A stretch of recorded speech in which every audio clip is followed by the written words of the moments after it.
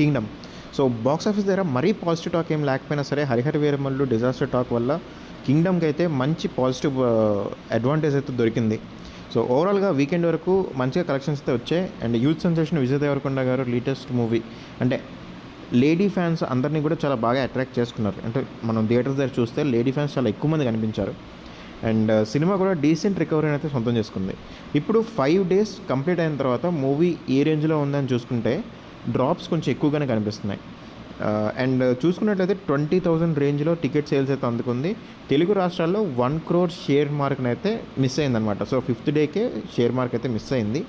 And Karnataka, rest of ఇండియాలో overseas ఇవన్నీ చూసుకున్నట్లయితే టోటల్గా 1.43 crores రేంజ్లో షేర్ అయితే అందుకుంది.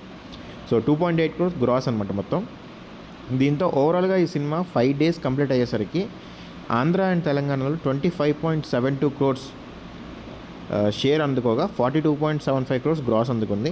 సిమిలర్గా వరల్డ్ వైడ్ చూసుకున్నట్లయితే 37.92 crores షేర్ అండ్ 72.30 crores గ్రాస్ని అయితే అందుకుంది. సో ఇది ఓవరాల్గా 71% రికవరీ. సో మొత్తం బాక్స్ ఆఫీస్ దగ్గర చూసుకున్నట్లయితే ఈ సినిమా 53.5 crores బ్రేక్ ఈవెన్ టార్గెట్తో దిగింది. అండ్ ఇప్పటివరకు 37.92 సాధించింది కదా. సో రిమైనింగ్ 15.58 crores షేర్ అయితే ఇంకా అందుకోవాల్సిన అవసరం ఉంది. ఇక వర్కింగ్ డేస్లో అనుకున్న దానికన్నా కొంచెం ఎక్కువ డ్రాప్స్ అందుకోవడం వల్ల మిగిలిన రన్లో ఎంతవరకు కలెక్షన్స్ రాబట్టుకుంటుందనే చూడాల్సి ఉంది. సో ఈ 15 crores వరకు కానీ రికవర్ చేసుకోగలిగితే కింగ్డమ్ సేఫ్ ప్రాజెక్ట్ కింద అయితే మారిపోతుంది. సో కింగ్డమ్ కూడా మిక్స్డ్ రివ్యూసే, but still Harihara Veeramallu negativity వల్ల కింగ్డమ్కి అయితే కొంచెం పాజిటివ్ ఇంపాక్ట్ అయితే పడింది. సో దీని గురించి మీరేమనుకుంటున్నారో కమెంట్ చేయండి ఫ్రెండ్స్. Thank you.